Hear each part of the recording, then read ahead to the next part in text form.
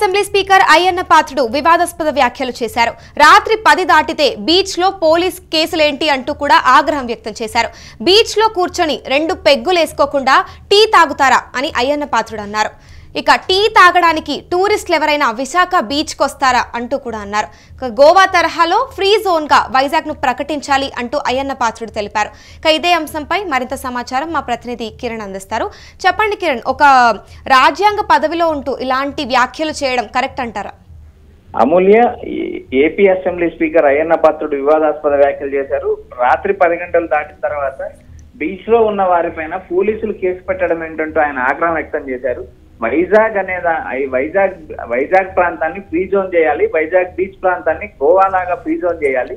Free zone చేయడం వల్ల పర్యాటకులు వస్తారు. జనరల్ గా పర్యాటకులు టీ తాగడానికి ఏమైనా విశాఖపట్నానికి వస్తారా? బీచ్ లో కూర్చొని 2 పెగ్గులు మందు వేయడానికి వస్తారు అంటూ ఆయన చేసిన వ్యాఖ్యలు ఇప్పుడు వివాదాస్పదమయ్యాయి. ఒక రాజ్యాంగ పదవిలో స్పీకర్ ఉన్నారు. స్పీకరు రాజకీయాలు కానీ వివాదాస్పదమైన వ్యాఖ్యలు కానీ చేయకూడదు. ఎందుకంటే స్పీకర్ పదవి అనేది అత్యున్నతమైన పదవి.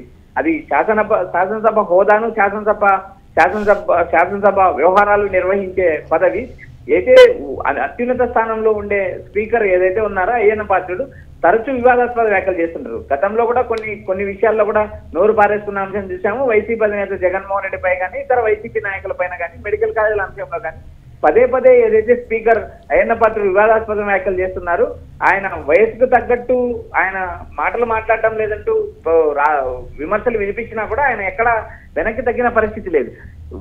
జనరల్ గా వైజాగ్ అనేది వైజాగ్ ప్రాంతానికి పర్యాటకులు ఎక్కువ వస్తుంటారు. పర్యాటకులను ఎక్కువ ఆకర్షించే ప్రాంతము వైజాగ్. ఇక్కడ వైజాగ్ లో ఏదైనా రాత్రి 10 గంటల తర్వాత ఉన్న వారిపైన కేసులు పెట్టకూడదు, దాన్ని ఫ్రీ జోన్ చేయాలి. వైజాగ్ బీచ్ కి ఎవరైనా మందు తాగడానికి వస్తారు కానీ టీ తాగడానికి రారంటూ ఆయన చేసిన వ్యాఖ్యలు కూడా తీవ్ర వివాదాస్పదమే. ప్రముఖంగా ఏదైతే ఉందో గోవా లాగా విశాఖపట్నం బీచ్ ఫ్రీ జోన్ చేయాలి. అదే కాకోకుండా ఏదైతే కుటుంబ సభ్యులు కూడా వైజాగ్ బీచ్ కు వస్తారు, రాత్రి 10 గంటలు దాటిన తర్వాత ఎవరిపైన కేసులు పెట్టకూడదు. ఇటీవల కూడా నేను గోవా గవర్నర్ అశోక్ గజపతిరాజు కలవడానికి వెళ్ళినప్పుడు అక్కడ గోవా బీచ్ సందర్శించారు. అక్కడ ఇలాంటి నిబంధనలు ఏం లేవు, ఫ్రీ జోన్ గా పెట్టారు. అలాగే ఇక్కడ వైజాగ్ కూడా పెట్టాలంటూ ఆయన ప్రస్తుతం చేసిన వ్యాఖ్యలు వివాదాస్పదం రేపాయి. అమూల్య, మరి కిరణ్, ఇప్పుడు బీచ్ లో 10 తర్వాత అక్కడ ఏవైతే టూరిస్టులు ఉంటారో వాళ్ళపైన పోలీసులు కేసు పెట్టకూడదు అని కూడా వివాదాస్పద వ్యాఖ్యలు చేశారు. దీని గురించి ఏమంటారు? సున్నితమైన ప్రదేశము, చాలా కూల్ ప్రదేశము. అక్కడ బీచ్ ఉంది.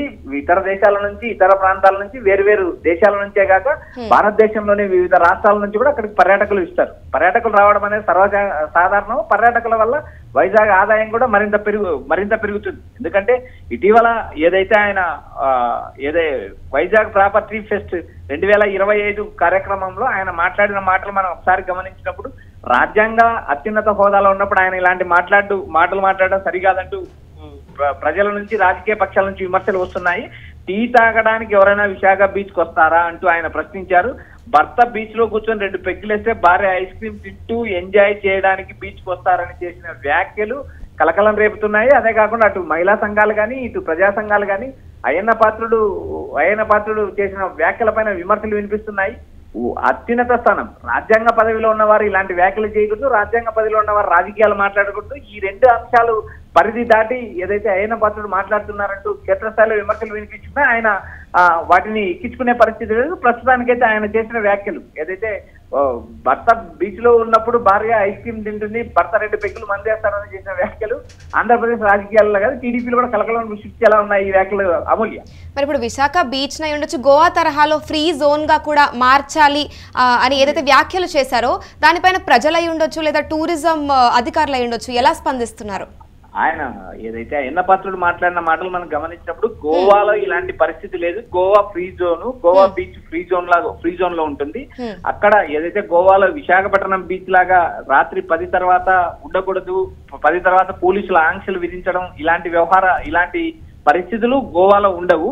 క్యాసినో, పబ్ కల్చర్ లాంటివి కూడా విశాఖలో అభివృద్ధి కావాలంటే ప్రభుత్వం లిబరల్ గా ఉండాలి అని చెప్తున్నారు. క్యాసినో అంటే ఇలాంటి గేమింగ్, ఆన్లైన్ పబ్ గేమింగ్ లాంటివి నిర్వహించడం కూడా వైజాగ్ లో చేయాలంటే ఆయన చేసిన సూచన కూడా ఇది ప్రజాస్వామ్యబద్ధమైనది కాదు.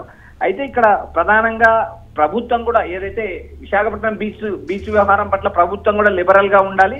ప్రభుత్వం రిస్ట్రిక్షన్ పెడితే టూరిజం డెవలప్ అవ్వదు.